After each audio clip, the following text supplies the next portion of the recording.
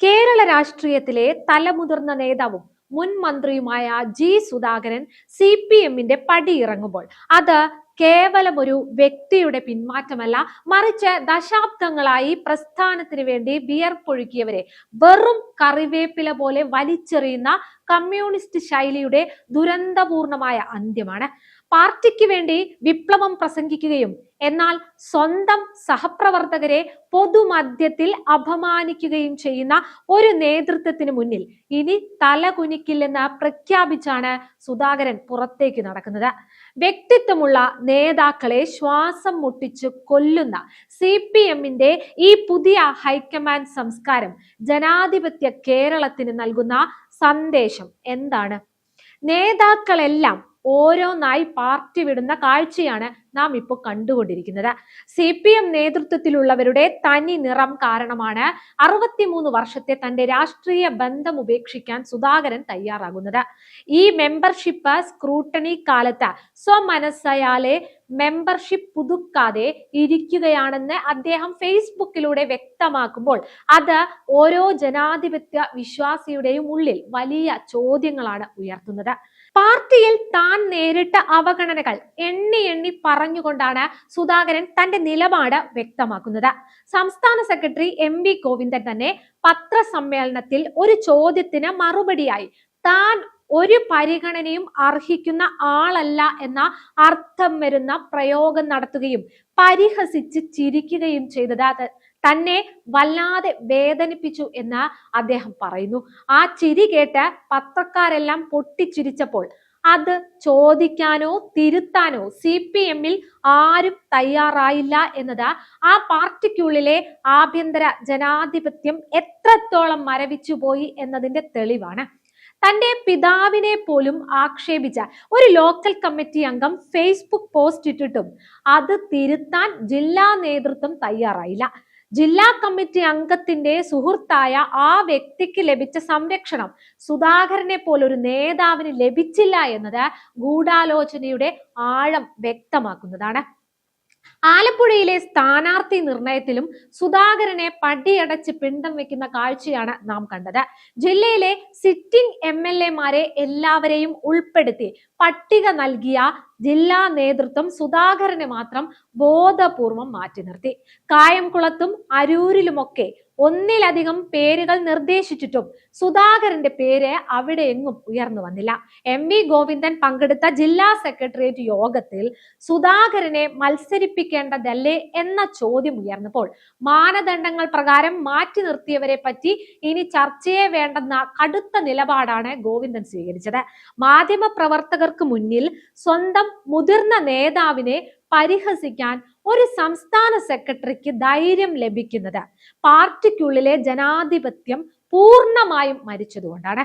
വിയോജിപ്പുകളെയും വ്യക്തിത്വങ്ങളെയും വെച്ച് പൊറുപ്പിക്കാത്ത ഈ ഏകാധിപത്യ സ്വഭാവം കമ്മ്യൂണിസ്റ്റ് പാർട്ടിയെ ഒരു ഇരുമ്പ് മറയ്ക്കുള്ളിലെ തടവറയാക്കി മാറ്റിയിരിക്കുന്നു. KR ഗൗരിയമ്മയെയും MV രാഘവനെയും പണ്ട് പടിയടച്ച് പിണ്ടം വെച്ച അതേ ക്രൂരമായ ചരിത്രം സുധാകരന്റെ കാര്യത്തിലും ആവർത്തിക്കപ്പെടുകയാണ്.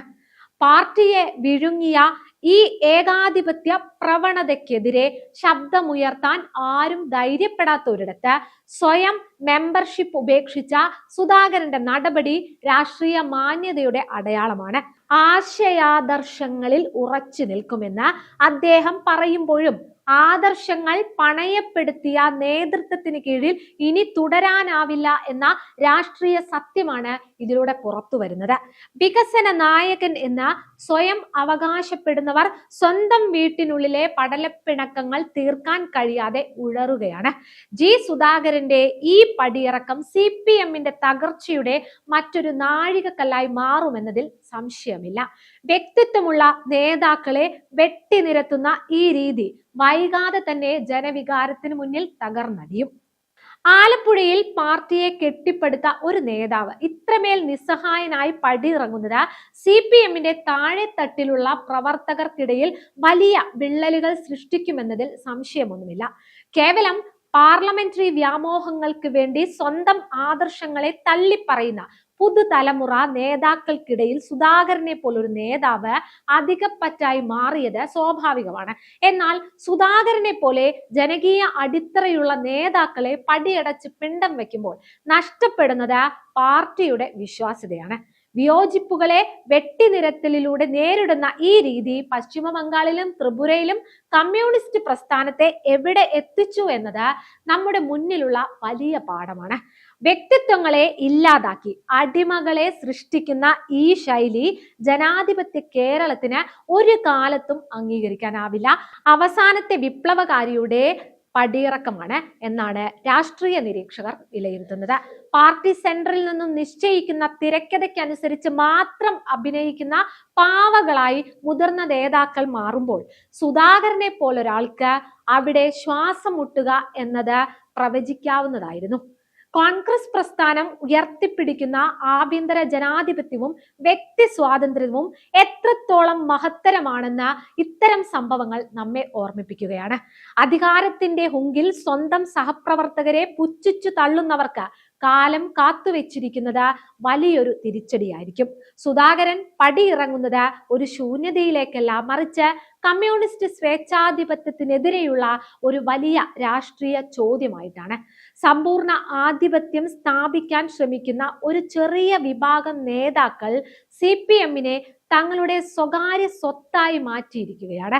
പഴയകാല വിപ്ലവ പാരമ്പര്യമോ അധ്വാനമോ ഒന്നും നോക്കാതെ നേതൃത്വത്തിന്റെ സ്തുതിപാഠകരായി നിൽക്കുന്നവർക്ക് മാത്രം പാർട്ടിക്കുള്ളിൽ സ്ഥാനമുണ്ടെന്നത് ഓരോ CPM അനുഭാവിയും ഇന്ന് തിരിച്ചറിയുന്നുണ്ട്. സ്വന്തം അഭിപ്രായമുള്ളവരെയും ജനസ്വാധീനമുള്ളവരെയും ഭയപ്പെടുന്ന ഒരു നേതൃത്വം എങ്ങനെയാണ് ജനങ്ങളെ നയിക്കുക? ജനാധിപത്യത്തിന്റെ കാവലാളുകളെന്ന് അവകാശപ്പെടുമ്പോഴും സ്വന്തം വീട്ടിനുള്ളിൽ ഏകാധിപതികളായി മാറുന്ന ഇവരുടെ ഇരട്ടത്താപ്പാണ് സുധാകരന്റെ പുറത്തുപോവലിലൂടെ മറനീക്കി പുറത്തു വരുന്നത്. കോൺഗ്രസ് പ്രസ്ഥാനം ഉയർത്തിപ്പിടിക്കുന്ന മതേതര ജനാധിപത്യ മൂല്യങ്ങൾക്കും വ്യക്തി സ്വാതന്ത്ര്യത്തിനും കേരളത്തിൽ എത്രത്തോളം പ്രസക്തിയുണ്ടെന്ന് ഒരിക്കൽ കൂടി ഈ സംഭവം അടിവരയിടുന്നു. സുധാകരന്റെ പടിയിറക്കം CPM എന്ന പ്രസ്ഥാനത്തിന്റെ തകർച്ചയുടെ ആക്കം കൂട്ടുക മാത്രമല്ല, കേരള രാഷ്ട്രീയത്തിൽ പുതിയൊരു ധ്രുവീകരണത്തിന് വഴിതെളിക്കുകയും ചെയ്യും.